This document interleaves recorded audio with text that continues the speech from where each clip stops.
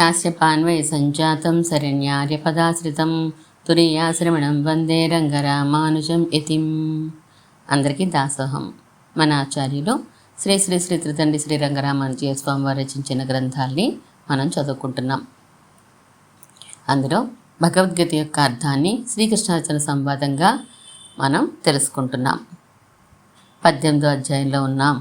14, 15 రెండు శ్లోకాలకి కలిపి అర్థం చెప్తున్నారు గురువుగారు. ఆ అర్థం ఇంకా కంటిన్యూ అవుతోంది. ఆ శ్లోకాల్లో ఏం చెప్పారో వివరణని మనం కూడా తెలుసుకుందాం. 6706 ప్రశ్నలు మనం పూర్తి చేసుకున్నాం. 15వ అధ్యాయంలో చెప్పిన దాన్ని ఒక ఉదాహరణగా చూపించారు. అలాగే ఈశ్వర సర్వభూతానాం అని 18వ అధ్యాయంలో 61వ శ్లోకంలో చెప్పబోతున్నటువంటి విషయాన్ని చెప్పారు. ఈశ్వరుడే, పరమాత్మే సమస్త భూతములను నడిపిస్తున్నాడు అని అర్థం చెప్తే గురువుగారు, దీనికి బ్రహ్మసూత్రాలు లేవా అని శిష్యుడు అడగగా ఆ బ్రహ్మసూత్రాల్ని చెప్తున్నారు గురువుగారు. ఎందుకు లేవు? పరాత్ తు తత్శ్రుతేహే అని ఇదివరకే చెప్పుకున్నాం. జీవుడి కర్తృత్వం పరమాత్మకి లోబడే ఉంటుంది అని అర్థం. ఇక్కడే నా అనుమానం అంతాను, పరమాత్మకి లోబడి ఉండే జీవుణ్ణి కర్త అని ఎలా అనగలం? శాస్త్రాలు ఎవరి కోసం? బ్రహ్మసూత్రాల్లో కృత ప్రయత్నాపేక్షస్తు విహిత ప్రతిషిద్ధ వైయద్యాదిభ్య అనేది ఒకటి ఉన్నది. అంటే పరమాత్మ జీవాత్మకి తానే శరీరాన్ని, కరణాల్ని, ప్రాణాల్ని కూర్చిపెడతాడు. అవి ప్రయోజనకారులయ్యేటట్లు వాడికి తాని ఆధారంగా ఉంటాడు. క్షీరసాగర మదనంలో లాగా అనుకోవచ్చు. మందర పర్వతంలోనూ, వాసుకిలోనూ, సురాసురులలోనూ కూడా తాను నిలిచి అవి ప్రయోజనకారులయ్యేట్లు చేశాడుగా. అలాగే శరీరాల్ని, ఇంద్రియాల్ని ఏర్పాటు చేసి ఎక్కాని అన్నట్లు జీవుని వదులుతాడు. నాటకాలు నిర్వహించేవాడు స్టేజిని, నటుల దుస్తులని, ఆభరణాల్ని ఏర్పాటు చేసి స్క్రిప్ట్ వదిలేసినట్ల ఇంచుమించు. అయితే ఆ నటుల భావ ప్రదర్శనలు మాత్రం వారివే అవుతాయి. ఇలా చేయాలి, ఇలా వద్దు అని ముందుగానే నిర్వాహకులు నిర్దేశించినప్పటికీ వాటిని పాలించడంలో ఒక స్వతంత్రత నటుడికి ఉంటుంది. అది పరిమితమే. ఈ విషయం నటుడు తనకు ఒక ప్రశంస లభించినా నాదేముందండి, అంతా డైరెక్టర్ గారి ప్రతిభ అని అంటాడు. అర్థమైంది? అలా పరమాత్మ కూడా జీవాత్మకి అనుమతినిస్తున్నాడన్నమాట. కొంత స్వేచ్ఛ, కొంత పరాధీనత అనుకోవాలా? కాదు, అంతా పరాధీనతే. ఎందుకంటే ఆ స్వేచ్ఛని కూడా పరమాత్మే ప్రసాదిస్తాడు కనుక. మొత్తం మీద ఒక కర్మకి 5 కారణాలు వచ్చాయి. 5 ప్రధానం పరమాత్మ, తర్వాత జీవుడు, ఆ తర్వాత మనస్సు ప్లస్ కర్మేంద్రియాలు, ఆ తర్వాత ప్రాణవాయువు, చివరిగా శరీరం. మనస్సు అంటే ఇదివరకు చెప్పుకున్నదే. చిత్తం, బుద్ధి, అహంకారం అనే వివిధ విభాగాలుగా పనిచేసేదే. ఇందులోనే పూర్వజన్మ కర్మలన్నీ సంస్కారాలుగా నిక్షిప్తమై ఉంటాయి. ఆ కర్మలని అనుసరించే బుద్ధి ప్రవర్తిస్తుంది. దాంతో కర్మలు చేస్తాడు. ఏ పూర్వజన్మ కర్మ బయటికి రావాలో నిర్ణయించేది పరమాత్మే. కర్మేంద్రియాలు, శరీరం, ప్రాణం కూడా ఆయన అధీనమే, తానే ఇస్తాడు. పిల్లలకి బొమ్మలు కొనిపెట్టి ఆడుకోమన్నట్లా అలా కొనుక్కోవచ్చు. కానీ అంతకన్నా మంచి ఉదాహరణ చెప్పుకోవచ్చు. ఒక పెద్ద చెట్టుని కొట్టడానికో, పెద్ద కొండశిలని కదపడానికో కాంట్రాక్టర్ని నియమించేమనుకో, ఆయన ఒక్కడే ఆ పని చెయ్యడుగా. మరో కొంతమందిని కలుపుకుని రంపం, గుణపం లాంటి పరికరాలను తీసుకుని పని పూర్తి చేస్తాడు. కానీ ఫలాని కాంట్రాక్ట్ వలన జరిగిందంటాం ఆ పని. అతడి అనుచరులని కానీ వారు ఉపయోగించే పరికరాలని కానీ కర్తలుగా గుర్తించు. అదేవిధంగా ఈ సమస్త ప్రపంచపు సమస్త కర్మలకి భగవానుడే కర్త. ఏ కర్మకైనా ఇంతేనా? ఇంతే. ఏ కర్మని అయినా 2 విధాలుగా విభజించవచ్చును. శాస్త్రబద్ధమా కాదా అని ఒక విధం, శరీర వాంగ్ మనస్సుల కర్మలని 2వ విధం. శాస్త్రబద్ధం అయితే న్యాయం అంటాం, కాకపోతే అన్యాయం అంటాం. అవునా? అవును. శరీరము, వాక్కు, మనస్సు ఈ 3తోటి మనం కర్మలు చేయగలం. 3తోనూ కలిపెనా? కాదు. శరీరంతో మాత్రం చేయగలం, వాక్కుతో మాత్రం చేయగలం, మనసుతో మాత్రం చేయగలం. శరీరము వాక్కులు కలిపి చేయగలం, శరీరము మనస్సు కలిపి చేయగలం, వాక్కు మనస్సు కలిపి చేయగలం, శరీరం వాక్ మనస్సులను కలిపి చేయగలం. మొత్తం 7 విధాలా చేయగలం. అవును సుమా, నాకు ఈ ఆలోచన రాలేదు. ఈ 7 విధాలలో ఏ విధమైన కర్మ జరిగినా దానికి కారణాలు 5 అన్నమాట. ఈ పరిస్థితుల్లో జీవాత్మను మాత్రమే కర్తగా ఎలా భావిస్తాం? నువ్వు ఇదివరకు అన్నది కుదరదుగా. కానీ ఆ కర్మఫలాన్ని అనుభవించేది అతడే. ఆశ్చర్యం అండి. అంచేత నేను అలా అన్నాను. ఆ అవసరం లేదు. ఆ కర్మఫలాన్ని వదులుచుకునే మార్గం కూడా చెప్పారుగా. కర్త తాను కాదు అని అనుసంధానం చేసుకోగలిగితే చాలు. దానినే త్యాగం, సన్యాసం అన్నారు. మనలో మన మాటండి, నిజంగా ఈ జీవుడు కర్త కాదా? కర్త 2 రకాలుగా ఉండవచ్చు. ప్రాయోజక కర్త, సాక్షాత్కర్త అని. అవును, ఇదివరకు ఒక మారు చెప్పారు, మరో మారు చెప్పండి. ఒక భవనాన్ని నిర్మించాలని ఒక యజమాని అనుకుంటే అనేక మంది కార్మికులు ఆ పనిని చేస్తారు. ఆ యజమానిని ప్రాయోజకకర్త అంటారు. కార్మికులని సాక్షాత్కర్తలు అంటారు. తాజ్మహల్ని కట్టిన వారు ఎవరంటే ఎవరో శ్రీశ్రీ లాంటి కవులు తప్ప మిగిలిన వారందరూ షాజహాన్ అనే అంటారు, కానీ కూలీలని అని అనరు. కార్మికులకి కూలి మాత్రమే వస్తుంది సరిగ్గా పనిచేస్తే. సరిగ్గా చేయకపోతే శిక్ష పడుతుంది. కూలి తగ్గింపు ఇంకొకటో. భవనాన్ని అనుభవించాడు మాత్రం యజమాని అనుభవిస్తాడు. తెలివి తక్కువ కార్మికుడు ఎవరైనా ఉంటే వాడు ఈ బిల్డింగ్ నాది, దీన్ని నేనే కట్టాను అని అనుకోవాలి. లోకం మాత్రం అలా అనదు. ఇదే విధంగా ఈ సమస్త ప్రపంచానికి అధినేత పరమాత్మ. జీవాత్మలందరూ కార్మికులు. ప్రకృతి అంతా పరికరాలు. ఆ పరికరాలు పరమాత్మవే, జీవాత్మలు పరమాత్మవే. ఇక కర్తృత్వం ఎవరిది? చాలా క్లియర్గా అర్థమైందండి. అయితే ఇంకో సందేహం, ప్రకృతి మీద జీవాత్మకి అధికారం లేదా అంటే నా ఉద్దేశం, ప్రకృతి జీవుడికి శేషభూతం కాదా? అతని కోసం పరిణమించదా? ఒక జిల్లా ఎస్పీ కింద కొంతమంది సిఐలు ఉంటారు, వారి క్రింద కొంతమంది ఎస్ఐలు ఉంటారు. ఇప్పుడు చెప్పు, ఈ ఎస్ఐలు ఎస్పీ మాట వినాలా, సిఐ మాట వినాలా? ఎస్పీ సిఐ ద్వారానే ఎస్ఐకి ఆర్డర్ ఇవ్వాలా? నేరుగా కూడా ఇవ్వచ్చా? ఇలాగే పరమాత్మ, జీవాత్మ, ప్రకృతుల గురించి ఆలోచించు. చాలా సంక్లిష్టమైన వ్యవస్థ అన్నమాట. అందుకే ఆ వ్యవస్థని అర్థం చేసుకోవడం కష్టం కనుకనే వ్యాస, వాల్మీకాది ఋషుల చేత ఇతిహాస పురాణాదుల్ని ప్రవర్తింపచేశాడు పరమాత్మ. ఇదిగో ఈ భగవద్గీత కూడా వ్యాసుల వారి అనుగ్రహమేగా. జీవాత్మ ఎవడైనా తానే కర్తను అనుకుంటే వెర్రివాడే అవుతాడన్నమాట. అదే విషయాన్ని 16వ శ్లోకంలో చెప్తున్నారు. తత్రైవం సతి కర్తారం ఆత్మానం కేవలం తు యః పశ్యత్యకృత బుద్ధిత్వాత్ న స పశ్యతి దుర్మతి. అన్వయం, తత్ర ఏవం సతి కేవలం ఆత్మానం తు కర్తారం యః పశ్యతి సహ దుర్మతి అకృత బుద్ధిత్వాత్ న పశ్యతి. తాత్పర్యం, ఇక్కడ ఇలా అవుతూ ఉండగా తానే కర్తనని ఎవడు తలుస్తున్నాడో ఆ విపరీత బుద్ధి శాస్త్ర విషయం తెలియని వాడై యథార్థ స్థితిని ఎరుగడు. స్వతంత్రకర్త అనుకోవడం భ్రమన్నమాట. ఇదే విషయాన్ని ఇంకో విధంగా 17వ శ్లోకంలో కూడా చెప్తున్నారు చూడు. యస్య నాహంకృతో భావో బుద్ధిర్యస్య న లిప్యతే హత్వాపి స ఇమాన్ లోకాన్ నహంతి న నిబధ్యతే. అన్వయం, యస్య భావః అహంకృతః న యస్య బుద్ధిః న లిప్యతే స ఇమాన్ లోకాన్ హత్వా అపి నహంతి న నిబధ్యతే. తాత్పర్యం నేను ప్రయత్నించనా? ఎవరి భావము నేను చేస్తున్నాను అని ఉండదో, ఎవరి బుద్ధి నాది అని ఉండదో, వాడు ఈ లోకాలన్నింటినీ చంపినా చంపని వాడే అవుతాడు. ఆ కర్మచేత వాడు బంధించబడడు. వెరీ గుడ్, సరిగ్గా చెప్పావు. భీష్మాదులందరినీ తాను సంహరిస్తే తనకి పాపం వస్తుందని భ్రమపడిన అర్జునుడికి భీష్మాదులనే కాదు, లోకంలో ఉన్న వారందరినీ సంహరించినా పాపం రాదు. కానీ ఇది భగవంతుడి ఆజ్ఞ అని చేయాలని చెప్తున్నారు పరమాత్మ.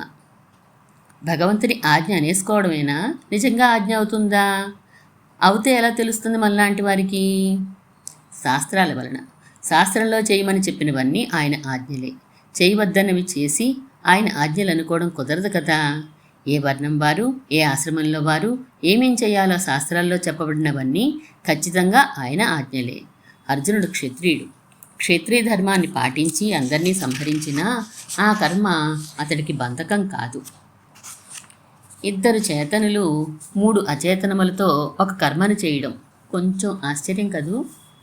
ఇందులో ఆశ్చర్యమేముంది? ఒక యజమాని తన దగ్గర పనిచేస్తున్న ఒక చిత్రకారుణ్ణి ఒక బొమ్మ గీయమని ఆదేశించాడనుకో. ఆ చిత్రకారుడు బ్రష్లని, కాన్వాస్ పేపర్ని, పెయింట్లని ఉపయోగించి బొమ్మను తయారు చేస్తాడు. ఇప్పుడు ఇంకా ఇద్దరు చేతనులు 3 అచేతనాల సాయంతో ఒక కర్మను చేసినట్లు అవలేదు. ఇద్దరు చేతనులు కర్తలంటే అర్థమవుతోంది. ఒకరు ప్రాయోజకకర్త, ఇంకొకరు సాక్షాత్కర్త. కానీ అచేతనాలైన బ్రష్లు, పేపరు, పెయింట్లు కూడా కర్తలే అని అంటే ఎలాగా? ప్రాయోజకకర్త ఆదేశాలు ఇస్తాడు. ఆ ఆదేశాలను అనుసరించి కర్మ రూపం, సమయం నిర్ణయం అవుతుంది. సాక్షాత్కర్త దానిని అర్థం చేసుకుని తన తెలివితేటల్ని అనుసరించి ఆ కర్మని చెయ్యాలి. కనుక ఆయన వలన కూడా ఆ కర్మ రూపం, సమయం ప్రభావితమవుతాయి. బ్రష్ల సైజు, క్వాలిటీ, పేపర్ దళసరి, క్వాలిటీ, పెయింట్ల క్వాలిటీ, వీటన్నిటి వలన కూడా ఆ చిత్రకారుడి బొమ్మ ప్రభావితం అవుతుంది. మీరు చెప్పేది అర్థమవుతోంది. దీనిని అనుసరించి ఒక కర్మకి కర్తలు 5 అనుకునే కన్నా ఒక కర్మ నిష్పన్నం అవడానికి 5 విషయాలు ప్రభావాన్ని చూపిస్తాయి అని అనవచ్చేమో. తప్పేమీ లేదు. పనిని చెప్పేవాడి జ్ఞానం, పని చేసేవాడి జ్ఞానం, ఎంచుకునే పరికరాలు, ఈ 3 వలన ప్రతికర్మ తప్పకుండా ప్రభావితం అవుతుంది. ప్రతికర్మ అవుతుందంటారా? శారీరక కర్మలే అనుకుంటున్నాను. వాగ్రూప కర్మలు, మానసిక కర్మలు కూడా ప్రభావితం అవుతాయా? అవుతాయి. మాట్లాడే తీరు అర్థాల్ని మార్చేసి అనుకోని శారీరక కర్మకి దారితీయవచ్చు. చిత్తంలో ఉండే వివిధ సంస్కారాలు ప్రేరేపణ చేసి బుద్ధి తీరును మార్చవచ్చు. దానితో మానసిక కర్మరూపము మారిపోతుంది. అబ్బో, నిజమే సుమండి.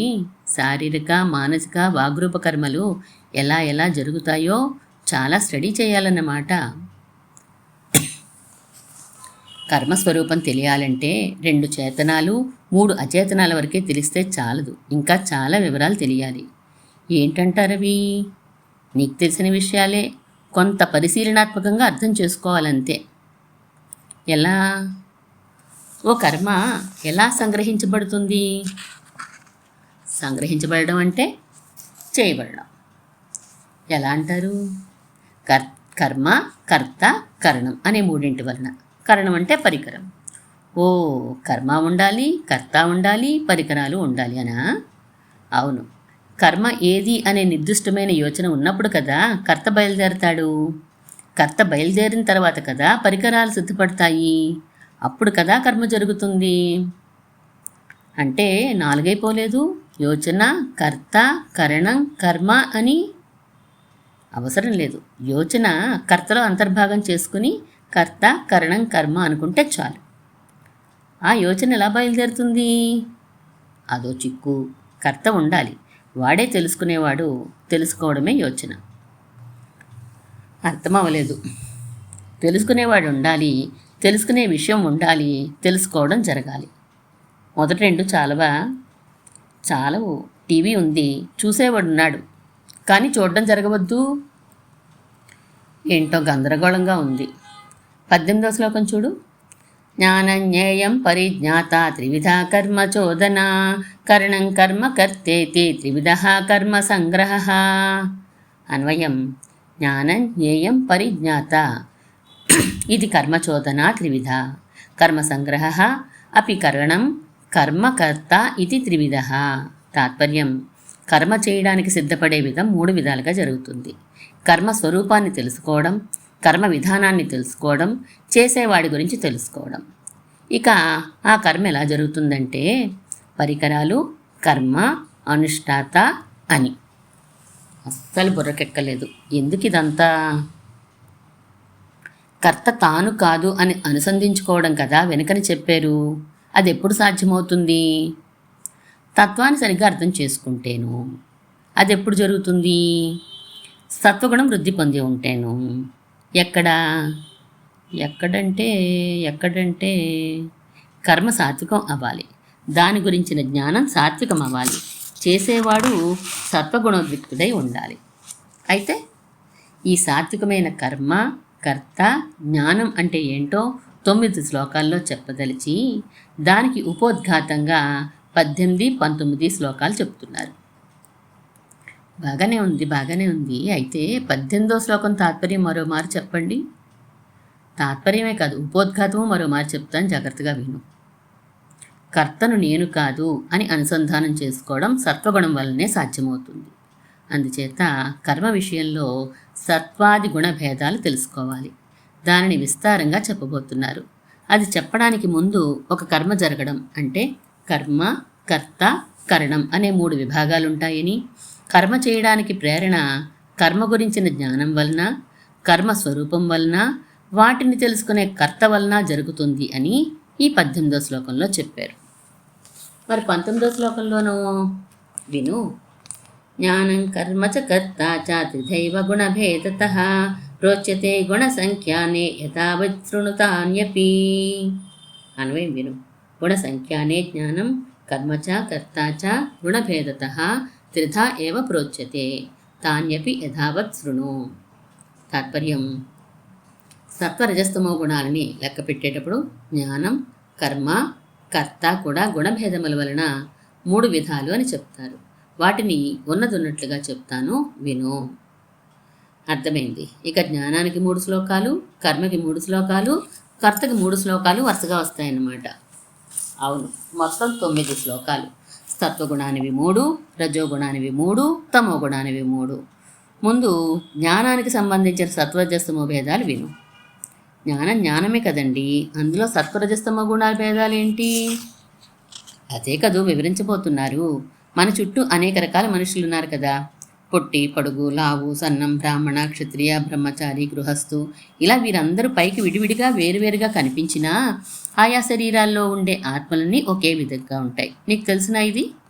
తెలిసినా అంటే మీరు చెప్పారు కనుక అది అంతే అని అనుకుంటున్నాను, కానీ లోపల విషయం చూడలేనుగా. ఇలా ఇది అంతే అని విశ్వసించడం ఓ రకమైన జ్ఞానం. నాకు అలా కనిపించడం లేదు కనుక లోపల ఉండే ఆత్మలు కూడా పొట్టిగా, పొడుగ్గా, లావుగా, సన్నంగా వివిధ రకాలుగా ఉంటాయని భావించడం ఇంకో రకమైన జ్ఞానం. మొదటి దానిని సాత్వికం అంటారు, రెండో దానిని రాజసం అంటారు. అయితే ఏంటి అకర్తృత్వానుసంధానానికి దీనికి ఏంటా సంబంధం? జ్ఞానము, కర్మ, కర్త అని 3 కదా చెప్పారు. 3 సాత్వికం అవడం వలననే అకర్తృత్వానుసంధానం బెస్ట్గా సాగుతుంది. అందులో జ్ఞానం విషయం ఇప్పుడు 20 శ్లోకంలో చెప్పబోతున్నారు. ఓహో, శ్లోకం చదవనా? సర్వభూతేషు ఏనైకం భావమవ్యయ ఈక్షతే అవిభక్తం విభక్తేషు తజ్ఞానం విద్ధి సాత్వికం. అన్వయం విను. విభక్తేషు సర్వభూతేషు ఏకం భాగం అవిభక్తం అవ్యయం ఏన ఈక్షతే తజ్ఞానం సాత్వికం విద్ధి. తాత్పర్యం: అనేక విధములుగా ఉన్న అన్ని ప్రాణులలోనూ ఏకాకారంగా గల భేదములు లేని వ్యయము కానిది, అంటే ఒకటి ఉన్నదని దేని చేత తెలుసుకొనుచున్నాడో ఆ జ్ఞానమును సాత్విక జ్ఞానము అని తెలుసుకొనుము. కర్మ చేయడానికి ముందే ఈ జ్ఞానం ఉండాలన్నమాట కాదు. కర్మ చేయడానికి ముందు నుంచి ఈ జ్ఞానం ఆ కర్మ పూర్తయ్యే వరకు కొనసాగుతూనే ఉండాలి. ఈ వ్యయము అవ్యయము ఏమిటి? వ్యయం అంటే మామూలుగా అర్థం ఖర్చు అవ్వడం. ఇక్కడ వికారాన్ని పొందడం, శిథిలం అవ్వడం, మార్పు చెందడం అని వస్తుంది. పైకి కనిపించే శరీరాలు మార్పు చెందేవి, లోన ఉండే ఆత్మ మారనిది అని అర్థం వస్తుందన్నమాట. అవును. ఇక రాజస జ్ఞానం చూడు 21వ శ్లోకంలో. పృథక్వేనతు యజ్ఞానం నానాభావాన్ పృథక్విదాన్ వేత్తి సర్వేషు భూతేషు తజ్ఞానం విద్ధి రాజసం. అన్వయం చెప్పండి. సర్వేషు భూతేషు భావాన్ పృథక్వేన నానా పృథగ్విధాన్ యజ్ఞానం వేతి తజ్ఞానం రాజసం విద్ధి. తాత్పర్యం: అన్ని భూతములలో ఉన్న ఆత్మపదార్థములు విడివిడిగా అనేకములుగా వేరువేరు విధంగా ఉన్నట్లు ఎవరు తెలుసుకుంటారో ఆ జ్ఞానం రాజసం అని తెలుసుకో. మరీ అన్యాయంగా ఉన్నదండి మీ తాత్పర్యం. విడివిడిగా అనేకములుగా వేరువేరు ఏంటి దీని అర్థం? శ్లోకంలో పదాలేనయ్యా. పృథక్వేన విడివిడిగా, నానా అనేకములుగా, పృథక్విధాన్ వేరువేరు, ఇలా చెప్పక తప్పదుగా. మరి దీన్ని అర్థం చేసుకునే మార్గమే లేదా? ఎందుకు లేదు? పూర్వాచార్యులు అనుగ్రహించారుగా. 3 పదాలు కదా ఉన్నాయి.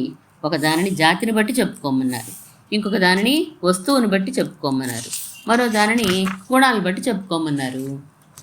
అర్థం కాలేదు. ఈ శ్లోకంలో చెప్పబోయే విషయం ముందు గుర్తించు. వెనుక శ్లోకంలో సాత్విక జ్ఞానం చెప్పి ఇక్కడ రాజస జ్ఞానం చెప్పబోతున్నారు. సమస్త శరీరాల్లోనూ ఉండే ఆత్మలని ఏకాకారములే అనే జ్ఞానం సాత్విక జ్ఞానం కదా. అందుచేత ఆయా శరీరాల్లో ఉండే ఆత్మలు భిన్న భిన్నములు అని అనుకునే జ్ఞానం రాజస జ్ఞానం సుమా అని చెప్పబోతున్నారు. ఓహో, భిన్న భిన్నములని చెప్పడానికి పృథక్కు, నానా, పృథక్విధం అని వాడారనుకోవాలా? అవును, అన్ని భూతములలో అంటే శరీరములలో ఉండే ఆత్మవస్తువులు బ్రాహ్మణాది జాతులుగా అనేక స్వరూపములతో అంటే పొడవు, లావు వంటి గుణములతో భిన్న భిన్నంగా ఉంటాయనే జ్ఞానం రాజస జ్ఞానం అని చెప్తున్నారు ఈ శ్లోకంలో. బాహ్యమైన శరీరాలు భిన్నం కానీ లోనుండే ఆత్మస్వరూపాలు ఒకే విధంగా ఉంటాయనే జ్ఞానం లేకపోవడమే రాజస జ్ఞానం అవుతుందన్నమాట. ఇంచుమించు అంతే అనుకో. అయినా తామస జ్ఞానం కూడా తెలుసుకో 22వ శ్లోకంలో, అప్పుడు ఇంకా క్లారిటీ వస్తుంది. సరే, ఎత్తు కృష్ణవదేకస్మిన్ కార్యే సక్తస్మహేతుకం అతత్వార్థవదల్పంచ తత్తామసముదాహృతం. అన్వయం విను. యజ్ఞానంతు ఏకస్మిన్ కార్యే కృష్ణవత్ సక్తం అహేతుకం అతత్వార్థవత్ అల్పంచ తత్తామసం ఉదాహృతం. తాత్పర్యం, ఏ జ్ఞానమైతే ఒకదాని యందే అన్ని కర్మల ఆసక్తి ఉండి తగిన హేతువు లేనిదై యథార్థము కానిదై అల్పమైన ఫలాన్నిస్తుందో అది తామస జ్ఞానం అని చెప్పబడుతుంది. ఇది గందరగోళంగానే ఉన్నదండి. అవును, చాలా జాగ్రత్తగా అర్థం చేసుకోవాలి. సాత్విక రాజస జ్ఞానాల్లో చెప్పనివి ఇక్కడున్నాయి, ఇక్కడ చెప్పనివి అక్కడ ఉన్నాయి. 3 శ్లోకాలని కలిపి చూసుకుంటే తప్ప స్పష్టత రాదు. చెప్పండి అయితే. ఈ శ్లోకంలో గుర్తించవలసిన పదాలు 3: అహేతుకం, అతత్వార్థం, అల్పం అని. ఇందులో ముందుగా అల్పం అనే పదం తెలుసుకో. కొద్దిగా, నీచం అని అర్థాలు. ఎవరిని ఆరాధించాలో నిర్ణయం చేసేది జ్ఞానమే. అంటే ఎవరిని ఆరాధిస్తే అల్పఫలం వస్తుందో, ఎవరిని ఆరాధిస్తే అనంత ఫలం వస్తుందో అర్థం చేసుకునే జ్ఞానం ఉండాలి. తాను ఆరాధించేది అల్పఫలం ఇచ్చేవారయ్యి ఆ ఫలమే అనంతమైనదిగా పొరపాటు పడితే దానిని తామస జ్ఞానం అంటారు. సాత్విక జ్ఞానం, రాజస జ్ఞానం అలా ఉండదని అర్థమా? అవును.